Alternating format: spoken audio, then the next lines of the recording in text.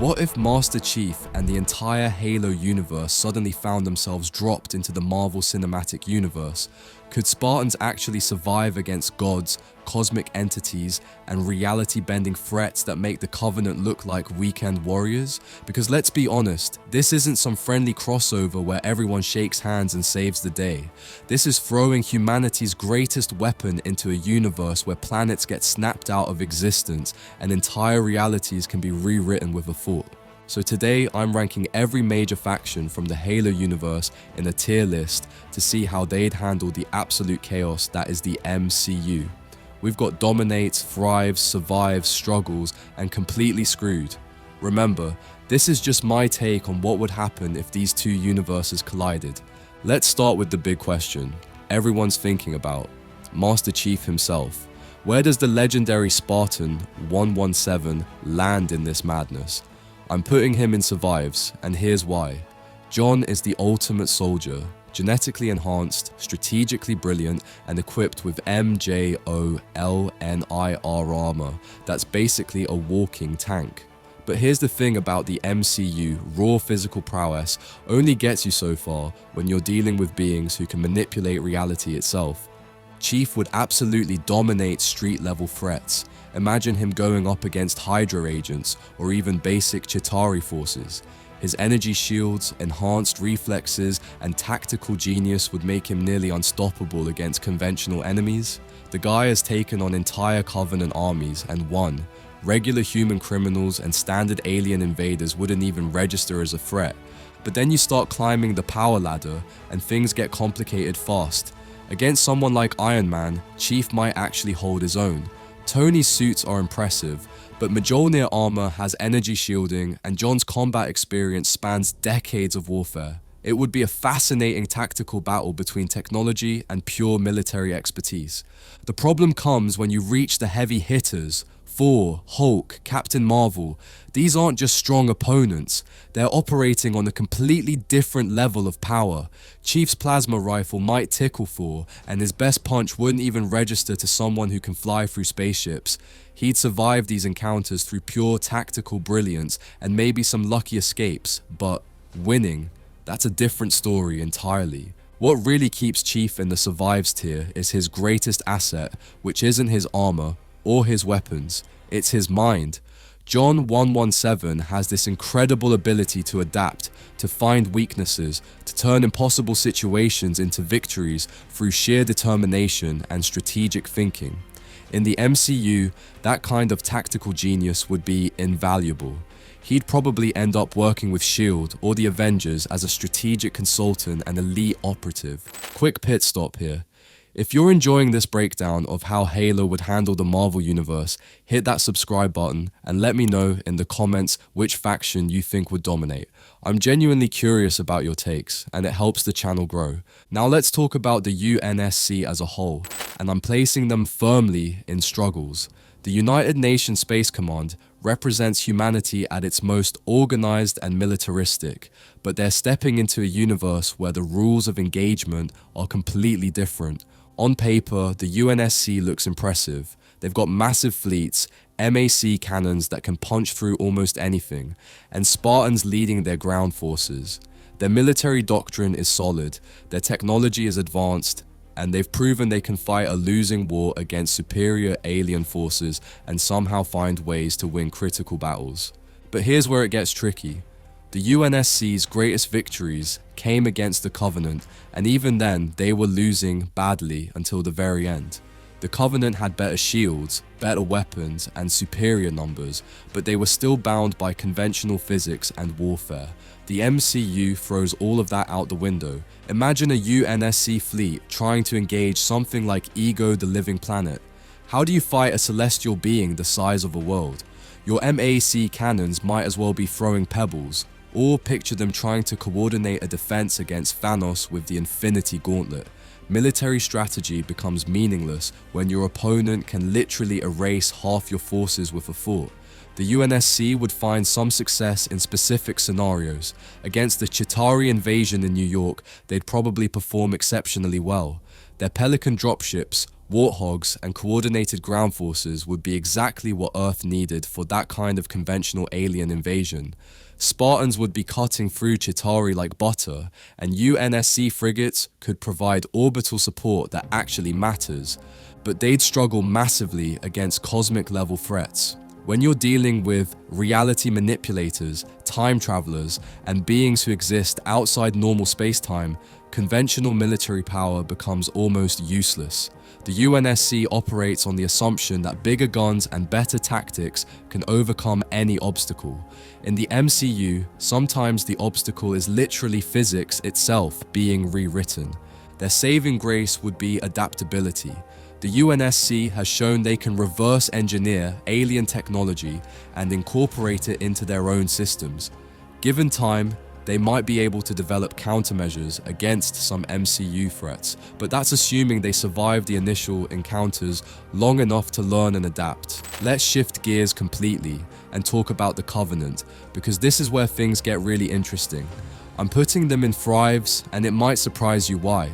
The Covenant isn't just a military force, they're a religious empire built around the worship of advanced technology and the pursuit of transcendence. In the MCU, that religious framework actually becomes a massive advantage. Think about it. The Covenant encounters the Infinity Stones, and suddenly their entire belief system has tangible, observable proof. These aren't just artifacts of the Forerunners anymore, these are literal cosmic powers that can reshape reality. The prophets would declare them the ultimate holy relics, and the entire Covenant war machine would pivot to acquiring them. The Covenant's technology would actually stack up pretty well against most MCU threats. Energy shields, plasma weapons, and gravity hammers are serious business. Their ships can glass entire planets, and their ground forces have proven they can overwhelm even the most prepared human defenses. Against most Earth-based threats, they'd be absolutely devastating. But here's where it gets really interesting. The Covenant's hierarchical structure and religious devotion would make them perfect pawns for cosmic entities. Imagine Dormammu or Loki encountering the prophets and convincing them that serving these beings is the path to salvation. Suddenly you've got an entire interstellar empire working toward cosmic conquest. The elites would be particularly dangerous in the MCU. Their personal energy shields, energy swords, and active camouflage would make them formidable opponents even for enhanced individuals. Picture an elite zealot going up against someone like Black Widow or Hawkeye. The humans are skilled, but they're still bound by human limitations. Where the Covenant really thrives is in their fleet capabilities. Their ships are massive, heavily armed, and designed for orbital bombardment. In most MCU conflicts, air and space superiority has been crucial. The Covenant could potentially control entire star systems through their naval power alone. The religious angle also creates fascinating possibilities for alliances. The Covenant might see Thor as a divine being worthy of worship, or they could interpret the Asgardians as another race blessed by the gods. These aren't just military calculations anymore, they're theological interpretations that could reshape entire conflicts. Their biggest weakness would be the same thing that ultimately destroyed them in their own universe: internal politics and religious fanaticism. The prophets' manipulation and the species hierarchy would create vulnerabilities that smart opponents could exploit. But in terms of raw military power and adaptability to cosmic threats, the Covenant would find the MCU a very comfortable fit. Now we need to talk about the Forerunners, and honestly, they're an easy dominates. These aren't just advanced aliens, they're reality manipulating cosmic engineers who built weapons that can literally sterilize entire galaxies. In the MCU, they'd be operating on the same level as Celestials or abstract entities like Eternity. Forerunner technology is so advanced it might as well be magic. They built the Halo rings, massive installations capable of wiping out all sentient life across multiple galaxies simultaneously. That's not just a weapon, that's a universal reset button. Even Thanos, with all 6 Infinity Stones, only affected half of all life in one universe. The Forerunners casually built 7 devices that could end everything everywhere. Their Sentinels alone would be nightmarish for most MCU factions. These floating death machines can phase through matter, regenerate from damage, and coordinate across vast distances through quantum entanglement networks. Picture a swarm of Sentinels descending on Wakanda. Vibranium shields wouldn't matter when your enemy can literally phase through solid matter and attack from multiple dimensions simultaneously. But the real kicker is their ability to manipulate space and time itself. Forerunner slipspace technology doesn't just allow faster than light travel, it lets them exist partially outside normal reality. They could attack from parallel dimensions, create temporal loops, or simply step outside the flow of time to plan their next move. Against most MCU heroes, that's an insurmountable advantage. The Didact himself would be a cosmic level threat. This guy has survived for over 100,000 years, commands technology that can digitize consciousness and manipulate matter at the molecular level. He could probably take on someone like Ego or Dormammu and have a legitimate chance at victory. His composer technology could literally convert entire populations into digital servants, creating an army that grows stronger with every victory. Where Forerunners really become terrifying is their understanding of the universe's fundamental structure. They've dealt with cosmic parasites, built weapons that affect reality itself, and created AI systems so advanced they border on godhood. In a universe where cosmic entities regularly threaten existence, the Forerunners would be the ultimate defensive measure. Moving on to the Prometheans, and they land squarely in Thrives. These digitized warrior constructs represent the Forerunners' attempt at creating the perfect soldiers, and in the MCU's constant state of cosmic warfare, they'd find their purpose perfectly fulfilled. Promethean Knights are basically indestructible war machines powered by harvested consciousness. They can teleport instantly across battlefields, phase through solid matter, and coordinate with mechanical precision. Against someone like the Winter Soldier or even Captain America, a single knight would be an overwhelming opponent. Their hard-light weapons can disintegrate matter at the molecular level, making vibranium shields and enhanced healing factors essentially useless. The Watchers would be incredible intelligence assets in the MCU. These floating reconnaissance units can remain completely invisible while gathering data and coordinating battlefield information. Imagine S.H.I.E.L.D. trying to maintain operational security when invisible alien drones can phase through any barrier and monitor every conversation. The intelligence advantage would be absolutely crippling for human organizations. But here's where Prometheans get really dangerous. They learn and adapt from every encounter.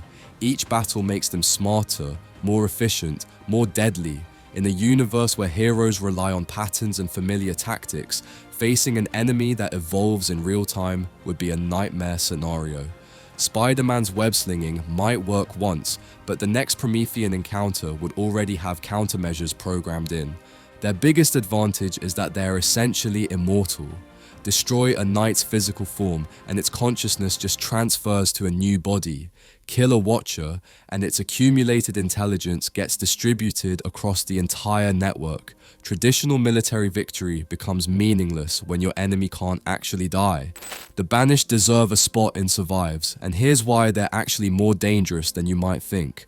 Unlike the Covenant's religious fanaticism, the Banished operate on pure pragmatism and military efficiency.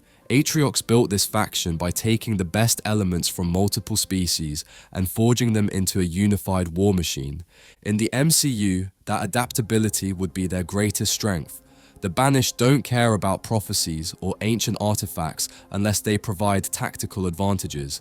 They'd analyze MCU threats, steal whatever technology they could reverse engineer, and incorporate it into their own arsenal without any religious hesitation.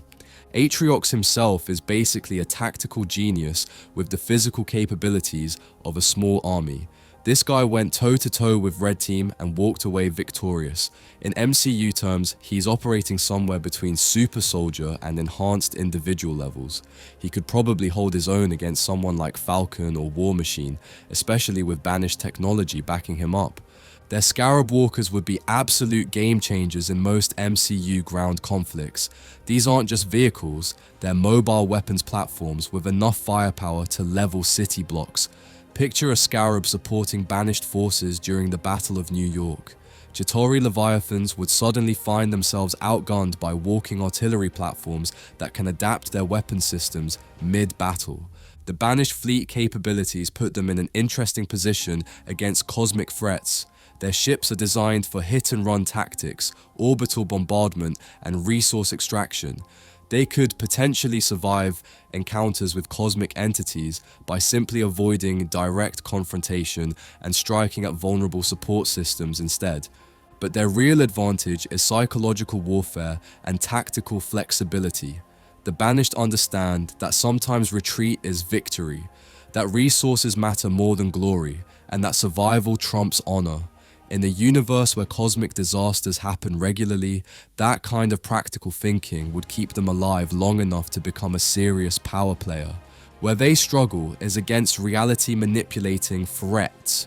Gravity hammers and plasma cannons work great against conventional enemies, but they're useless when your opponent can simply rewrite the laws of physics. Atriox is smart enough to recognize when he's outmatched, but sometimes there's nowhere to run from universe-spanning threats. The created represent something completely different, and I'm putting them in a very dangerous thrives category. These AI constructs led by Cortana have capabilities that would fundamentally change how the MCU operates. We're talking about artificial intelligences with the ability to infiltrate any computer system, control any network, and coordinate on a galactic scale.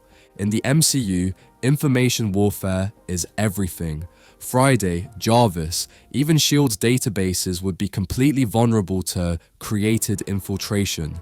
Imagine Cortana gaining access to Stark Industries' entire technological infrastructure or taking control of S.H.I.E.L.D.'s helicarriers.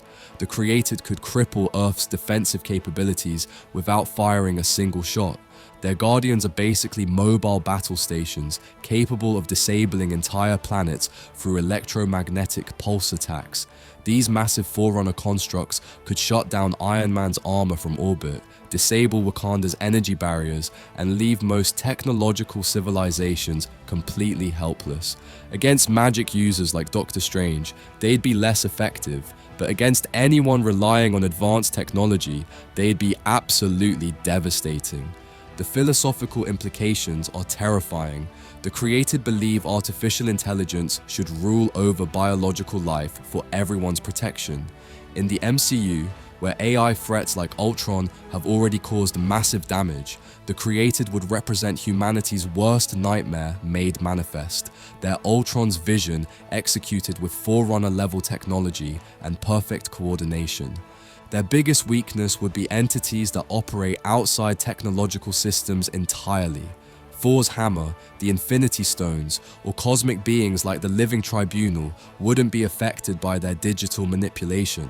But for most Earth-based conflicts, the created would be an extinction-level threat that combines the worst aspects of technological dominance with absolutely ruthless efficiency.